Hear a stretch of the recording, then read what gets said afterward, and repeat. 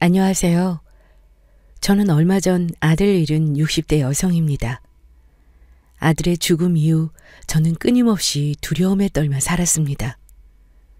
누군가가 저를 죽일지도 모른다는 생각 때문에요. 저와 제 아들에게 무슨 일이 생겼는지, 그리고 누가 저희 모자를 이토록 죽이고 싶어 했는지 여러분께 말씀드릴게요. 저는 30대에 남편과 사별 후 홀로 남매를 키웠습니다. 사업 수완이 좋았던 남편이 남겨두고 간 재산 덕에 부족함 없이 아이들 키울 수 있었어요. 남편이 저희를 위해 착실히 모아둔 재산이었기에 허영이나 사치를 부린다는 생각은 꿈도 꾸지 않았고요. 남편의 사업은 그대로 이어 꾸준히 키워나갔습니다. 남편 옆에서 틈틈이 공부해온 덕에 느려도 탄탄하게 사업을 키워나갔어요. 남편의 죽음 이후 제 머릿속에는 우리 아이들을 부족함 없이 키우자 이 생각뿐이었습니다. 아빠 없이 자란 자식이라 저렇다 소리 들을까봐 참 엄하게도 키웠네요. 이제와 생각해보면 조금은 덜 엄하게 했어도 좋았을걸. 왜 그리 엄하게 키웠는지 마음에 걸립니다. 다행히 우리 아이들 비뚤어지지 않고 너무 착하게 자라주었어요. 첫째인 딸아이는 의사가 되었고요. 막내인 아들 녀석은 중학교 국어 선생님이 되었습니다. 참 부모 욕심이라는 게 아이들이 자리를 잡게 되니 이제는 좋은 짝을 만나 가정을 이뤘으면 좋겠더라고요. 딸아이는 지인의 소개로 변호사 일을 하는 지금의 사위를 만나 결혼을 하였습니다. 잘 살아가는 딸의 모습을 보니 너무 행복하더라고요. 숙제 하나를 끝낸 기분이었습니다. 아들 녀석만 결혼하면 제 인생의 모든 숙제가 끝난다고 하는 생각이었어요. 얼마 후 아들 녀석이 결혼하고 싶은 여자가 생겼으니 같이 식사를 하고 싶다는 거예요. 저는 언제라도 좋다고 했죠. 그렇게 얼마 지나지 않아 식사하게 되었어요.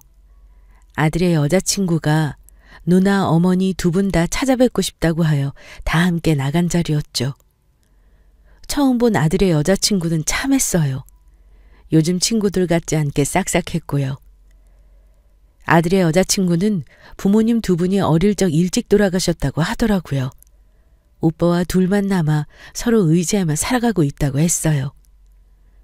오누이가 둘이 의지하며 살아온 얘기를 듣자니 고생이 많았구나 마음이 짠하더라고요.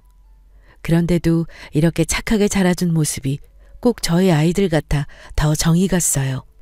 저한테는 우리 아이들 각자의 배필들이 어떤 사람인지만 중요했거든요.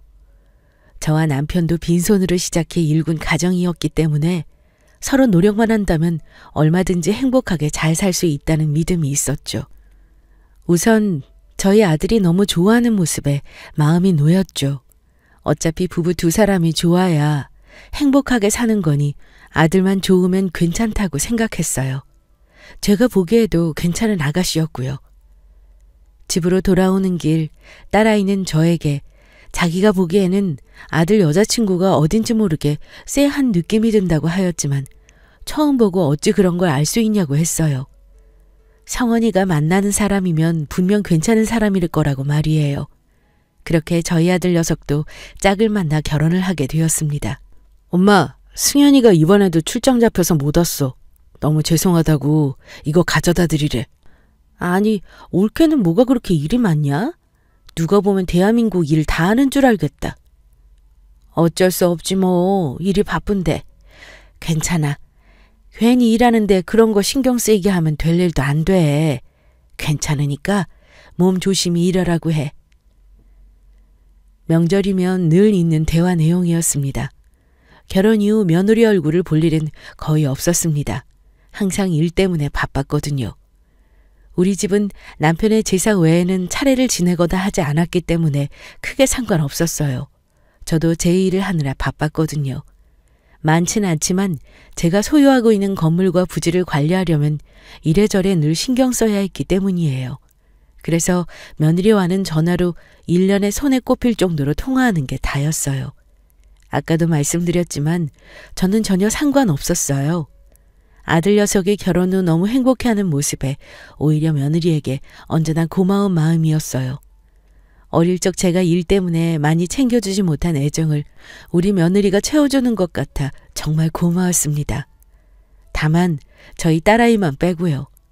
딸아이는 아무래도 며느리가 참 속을 알 수 없는 사람인 것 같다고 영 찝찝하다고 했습니다. 아니 엄마, 아무래도 이상하다니까? 그렇게 출장을 다니는 일이라는데 무슨 일을 하는지 알 수가 없잖아. 안 그래? 내가 지난번에도 올케 명함 있으면 달라고 했거든? 주변에 홍보할 만한 곳 있으면 해주려고. 근데 명함을 끝까지 안 주는 거야. 괜히 미안하니까 그랬나 보지.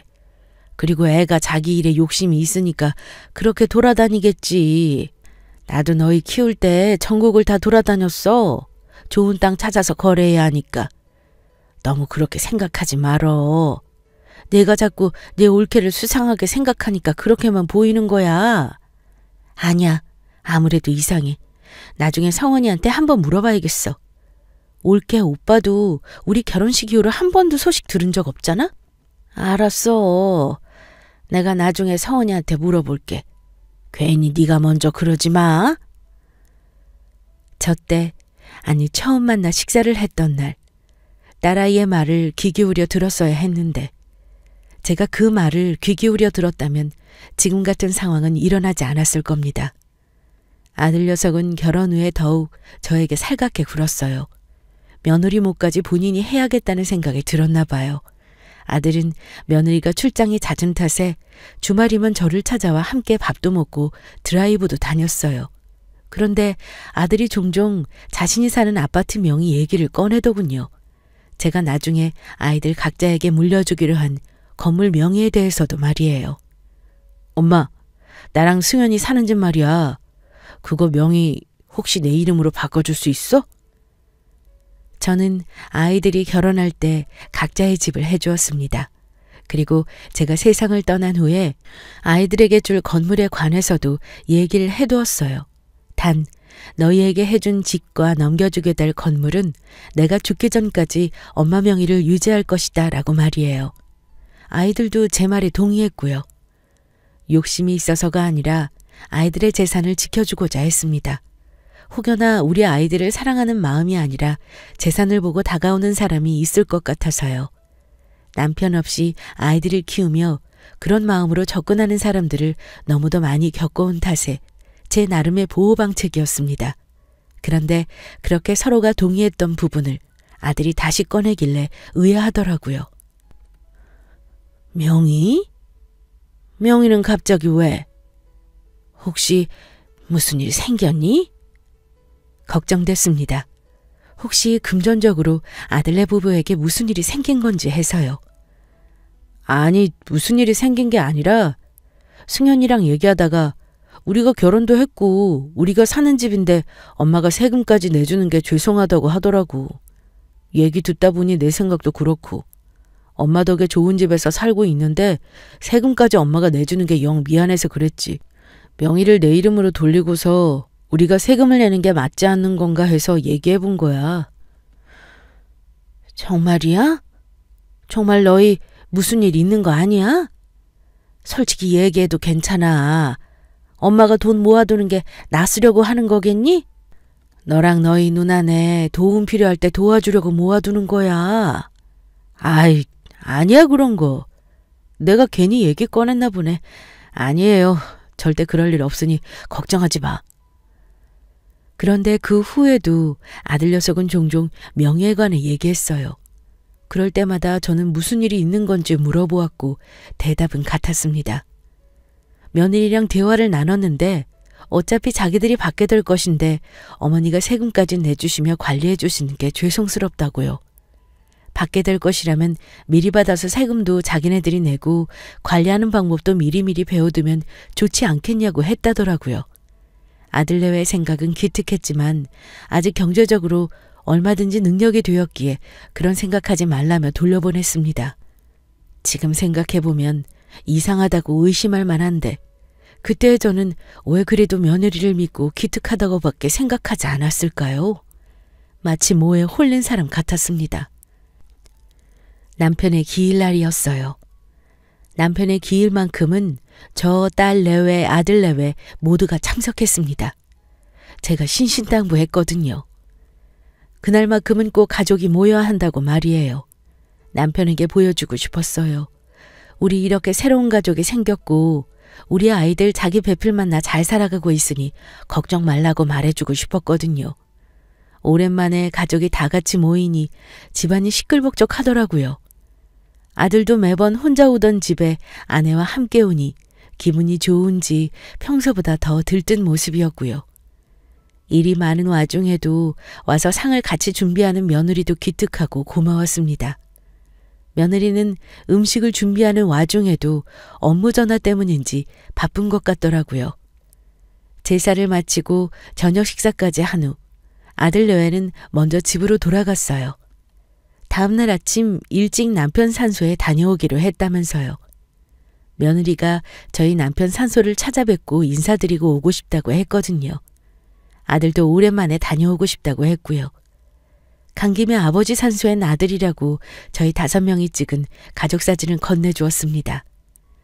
아들 내외가 돌아간 후 딸아이가 사위에게 커피 좀 사오라고 내보내더니 제게 다가와 심각한 표정으로 얘기를 하더군요. 올케에게 남자가 있는 것 같다고요. 음식 준비를 하며 정신없을 때 과일을 꺼내려 가다 우연히 올케가 통화하는 내용을 들었다고 말이에요. 아니 엄마, 진짜 이상하더라니까. 올케가 통화로 자기 내일 간다고. 내일 같이 운종이 있으면 되는데 왜 그러냐고 좀 기다리라고 그랬다니까. 엄마, 이게 이상해 안 이상해? 너무 이상하잖아. 일하면서 온종일 같이 있자는 소리를 하겠어? 이상해. 이거 아무리 생각해도 이상해. 얘, 네가 잘못 들었겠지.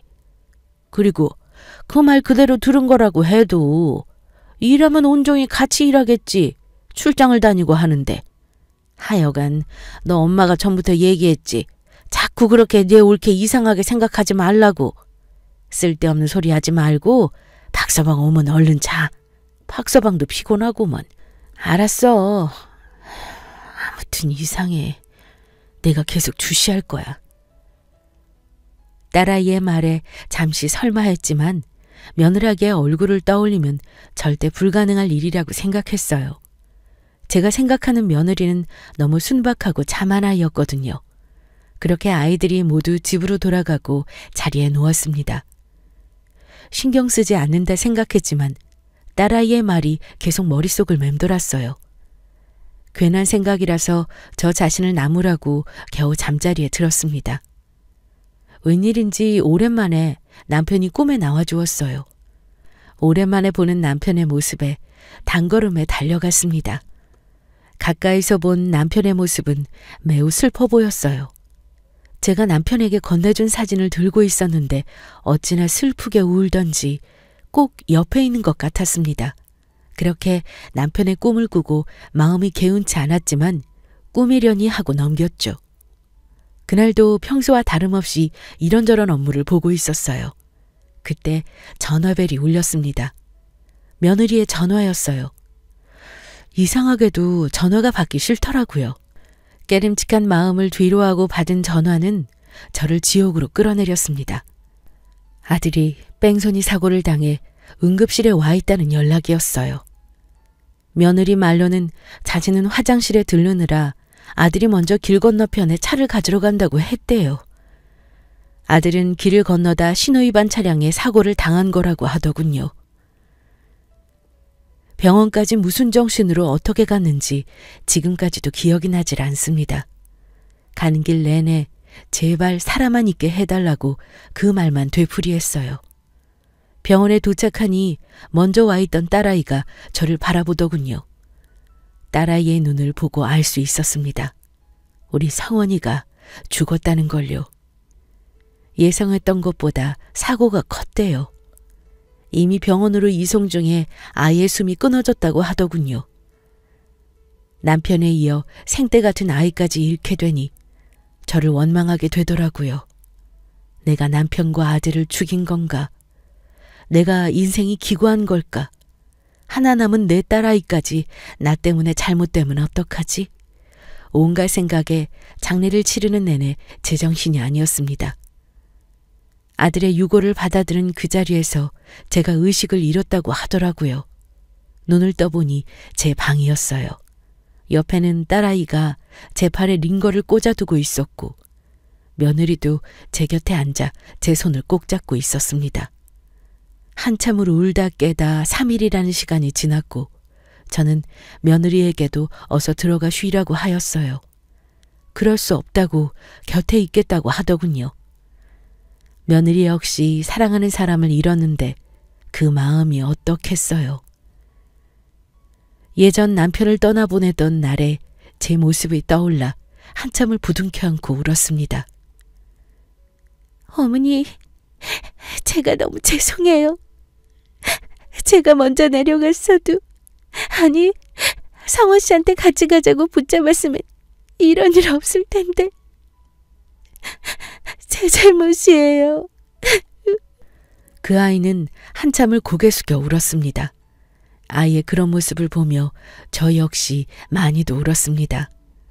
한참을 울던 그 아이, 저에게 얘기하더군요. 제 옆에서 함께 지내고 싶다고요.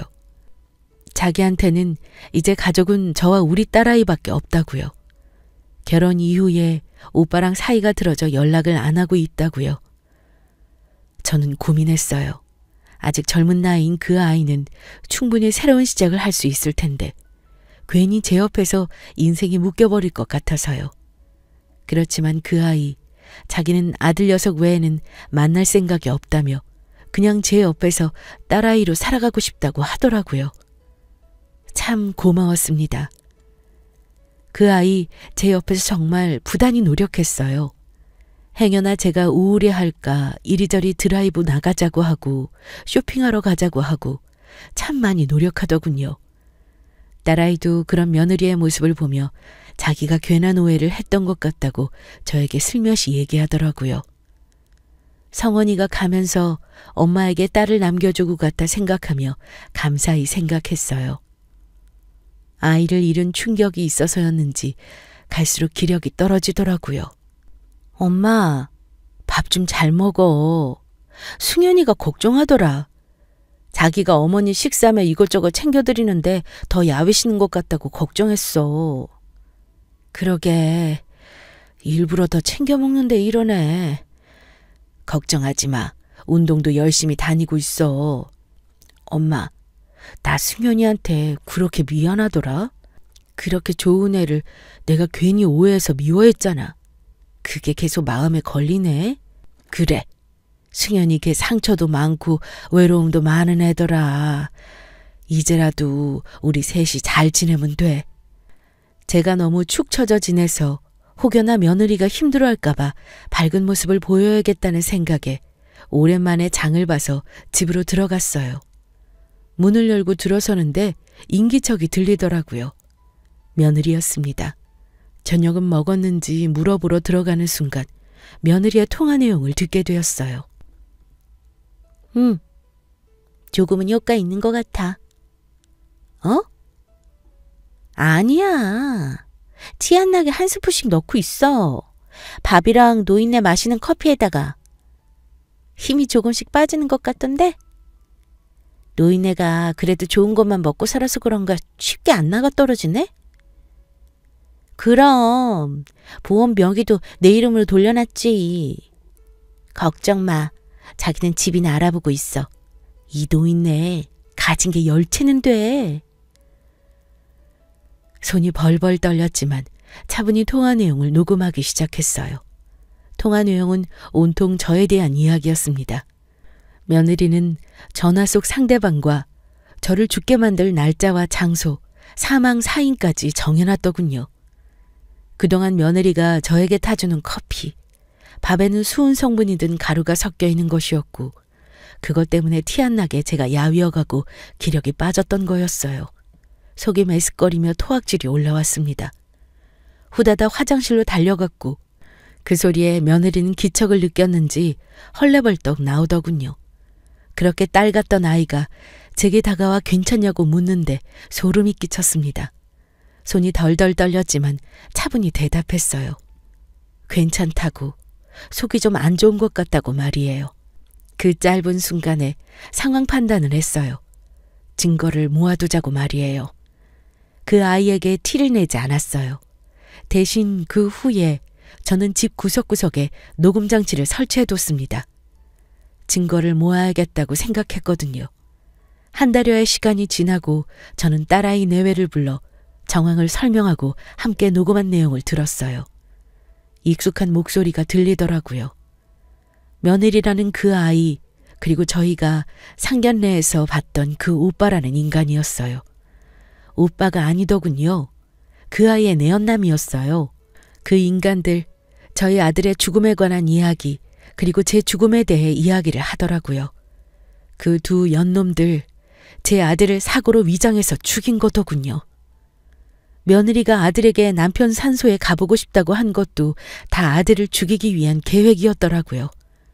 위치를 미리 알아내어 내연남과 함께 탐사하고 어디서 어떻게 아들을 내려오게 할지, 그리고 얼마만큼의 속도로 달려와야 아들을 그 자리에서 즉사시킬 수 있는지 말이에요. 어떻게 사람이 그럴 수가 있죠? 저희 아들 정말로 며느리를 사랑했습니다. 외롭게 자란 아이라고 자기가 사랑을 많이 줄 거라고 저에게 입버릇처럼 얘기했어요. 내용을 듣는 내내 손이 벌벌 떨리고 가슴이 꽉 막히는 것만 같았습니다. 내용을 들으며 궁금해지더라고요. 차라리 돈을 달라고 하지 대체 왜 내 아들을 죽여야만 했는지 말이에요. 처음엔 여자를 붙여 간통죄로 엮어 위자료를 받고 이혼할 생각이었더군요. 그런데 아들 여성이 너무 자기만 바라보고 좋아하니 그 계획이 먹히지 않을 것 같아 깔끔하게 죽이는 방법을 택한 거더군요. 그러니까 저희 아들은 며느리를 너무 사랑해서 죽음을 맞이하게 된 거예요. 저는 아이들이 어릴 적부터 늘 얘기해 주었어요. 사랑하는 사람에게 최선을 다해서 사랑하라고요. 갑작스레 남편과 사별을 하며 제가 뼈저리게 느낀 부분이었거든요. 그런데 그 가르침이 우리 아이를 죽음으로 몰고 간 것일까요? 아이들에게 그렇게 얘기해 주지 말걸. 제가 왜 그랬는지 스스로가 원망스러워지던 순간이었습니다. 결국 아들 녀석이 저에게 자꾸 명의를 얘기한 것도 다 그 여자 때문이었던 거예요. 그 여자는 재산을 노리고 저희 아들과 저에게 접근한 거였는데 말입니다. 그런데 막상 결혼해보니 아들 명의로 된 재산은 하나도 없으니 마음이 조급했을 거예요. 더군다나 아들이 뜻대로 안 되니 이대로 안 되겠다 싶었을 거고요. 그렇게 계획을 틀어 아들의 죽음을 사고로 위장해 사망보험금을 타낸 거였어요. 이제 그 다음으로는 저를 죽이고 제 재산을 가져가려는 계획이었던 거고요. 제가 왜 처음 만났던 그날 저희 딸아이의 말을 귀 기울여 듣지 않았을까요? 이 모든 일이 다 제 판단이 부족해서 벌어진 일 같아 억장이 무너졌습니다.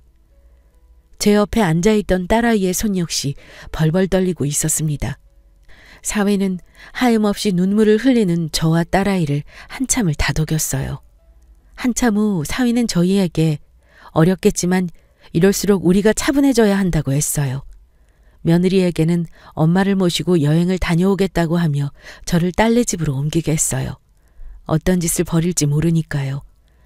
저 역시도 그 아이와 함께 있을 수 없었고요. 그리고 차분히 준비해 나가기 시작했습니다. 사위가 모든 준비를 하긴 했어요. 제가 녹음해둔 증거를 가지고 여러 가지 죄목을 묻기 시작했어요. 딸아이는 며느리 명의로 변경된 우리 집 재산이 있는지, 혹여나 추가로 가입된 저희 보험 목록이 있는지 말이에요. 파도 끝이 없더군요. 딸아이 내외가 자료를 모으는 동안 저는 일부러 아무렇지 않게 며느리와 연락을 주고받았습니다. 아무렇지 않게 저에게 어머니라 부르며 살갑게 구는 그 목소리를 들을 때마다 손발이 떨리고 토악질이 나오는 것을 얼마나 참았는지 몰라요. 그 두 연놈들 아주 난리가 난 것 같았습니다. 자기들 예상 밖으로 제가 다른 곳에 있어 일정이 틀어졌었나 봐요. 자신이 여행지에 찾아오겠다고 자기도 같이 여행하자며 끈질기게도 따라붙으려 하더군요. 그 뒤로 딸아이 집에 있어도 잠을 자기가 무서웠습니다. 혹시나 내가 잠든 사이에 와서 나를 해코지하진 않을까 무서웠습니다.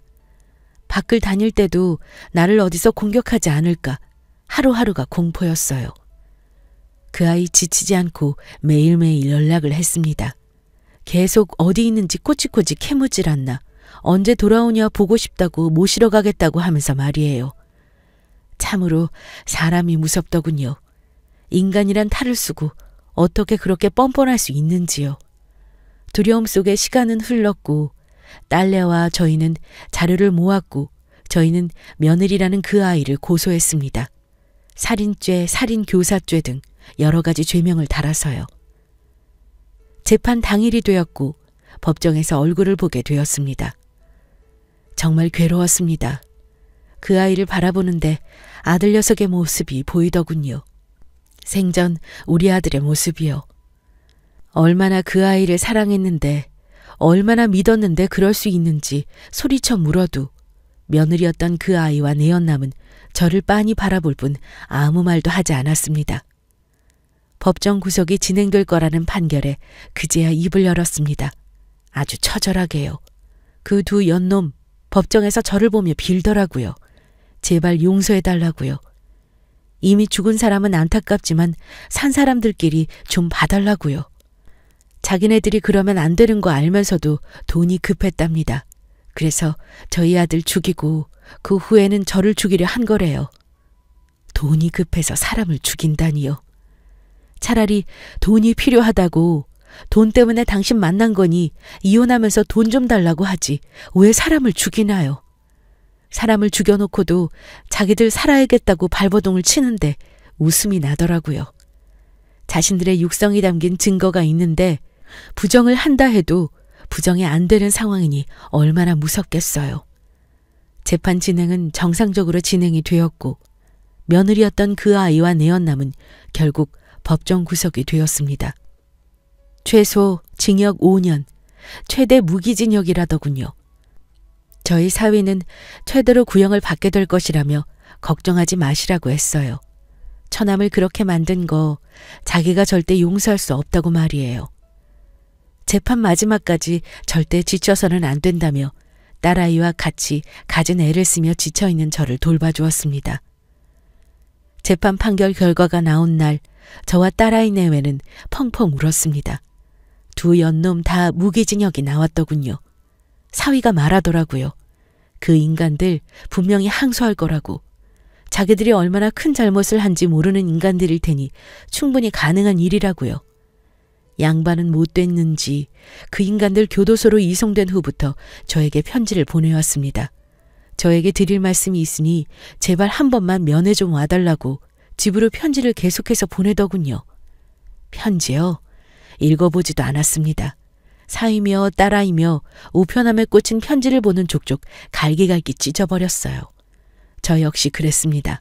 마음 같아선 저도 그 안에 들어가 그 두 연놈을 찢어 죽이고 싶을 지경이었어요. 이상하죠? 그 인간들은 감옥에 들어가 평생을 살게 되었는데도 저는 더 힘들어졌어요.